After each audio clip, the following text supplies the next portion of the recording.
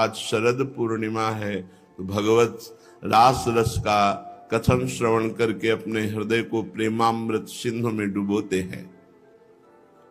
श्री सच्चिदानंद परब्रह्म परमात्मा भगवान श्री कृष्ण का ये एकांतिक प्रेम रस है। इतने सुंदर श्री भगवान हैं, जो देखे वो लुभायमान हो जाए। हमारे प्रभु श्री लालजू महाराज तो अत्यंत सुंदर है। जो नवनिवृत्त निकुंज में विराजमान है, वो जब अवतार लेते हैं तो इतने सुंदर कि बड़े बड़े मुनियों के, योगींद्रों के मन को मोहित करके इस स्थिति में पहुंचा देते हैं कि उनको बोलना होता है, कृष्णात् परम किमपि तत्व महम न जाने। श्री कृष्ण से बढ़कर कोई परम तत्व है ये मैं नहीं जानता। जो परब्रह्म परमात्म तत्व में स्थित आत्मज्ञानी तत्वबोध संपन्न महापुरुष, उनके भी चित्त को बलात् आकर्षित करके अपने दासत्व से युक्त कर लेना, ये श्री कृष्ण रूप माधुरी की झलक है। परमहंस शिरोमणि श्री सुखदेव जी महाराज जो इतने वैरागी हैं कि मुड़ कर नहीं देखा भगवान श्री कृष्ण द्वैपायन व्यास देव जी को भी, वही जब श्री कृष्ण रूप माधुरी सुनते हैं तो 18,000 श्लोक कंठस्थ करते हैं भगवान की लीला से युक्त। ऐसे हमारे सुंदरता के समुद्र श्री लालजू, और सुंदरता की सीमा हमारी प्यारी जू की। ऐसे लालजू भी जिनकी मंद मुस्कान और तिरछी चितवन के कटाक्ष से मूर्छित हो जाते हैं। वेणु करान्य पतिता स्खलितम शिखंडम भ्रष्टम चपीत वसनम ब्रजराज शूनो यस्या कटाक्ष सर्पात विमूर्छित ताम राधिकाम परिचरामि कदा रसेन। ऐसे रस सिंधु श्री लालजू को एक अपने कटाक्ष मात्र से मूर्छित कर दे, ऐसी प्यारी जू, ऐसी प्यारी जू और प्यारे जू, और ऐसी उनकी सखियां लक्ष्मी कोटि विलक्ष लक्षण लसल लीला किशोरी सतई राधाध्यम ब्रजमंडलेति मधुरम राधाभिधानम परम।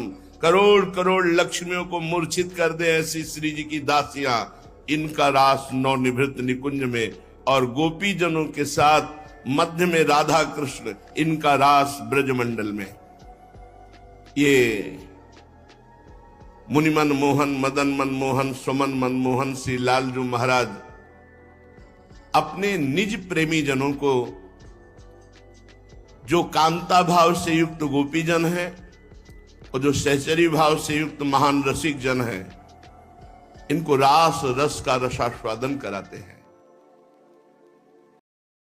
और संपूर्ण वृंदावन अनिर्वचनीय, क्योंकि आज ये जो चंद्रमा भी उदित हुआ है, प्राकृत चंद्रमा नहीं है।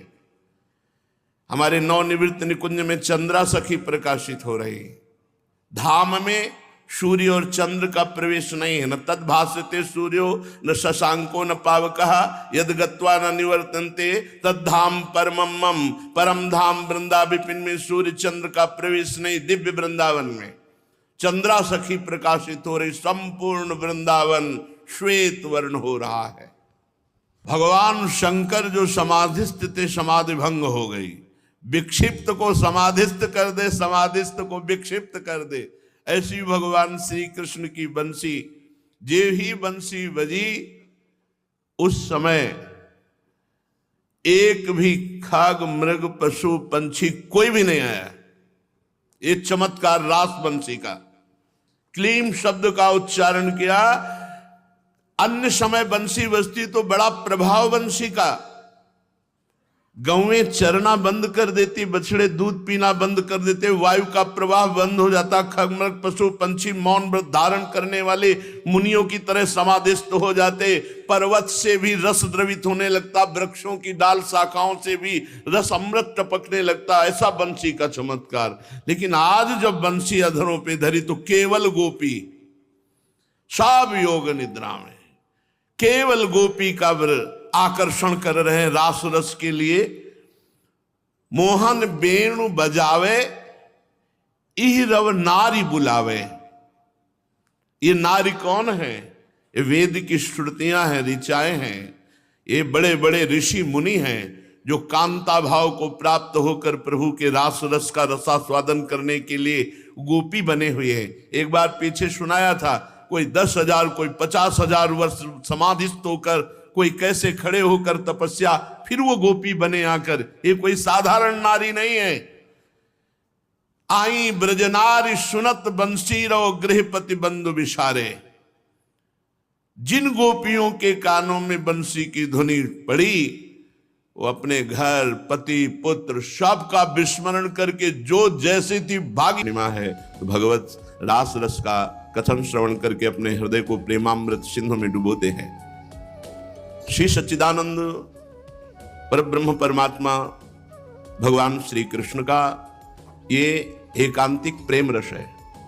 इतने सुंदर श्री भगवान है, जो देखे वो लुभायमान हो जाए।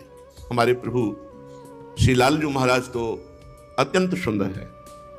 जो नवनिवृत्त निकुंज में विराजमान है, वो जब अवतार लेते हैं तो इतने सुंदर कि बड़े बड़े मुनियों के, योगींद्रों के मन को मोहित करके इस स्थिति में पहुंचा देते हैं कि उनको बोलना होता है, कृष्णात् परम किमपि तत्व महम न जाने। श्री कृष्ण से बढ़कर कोई परम तत्व है ये मैं नहीं जानता।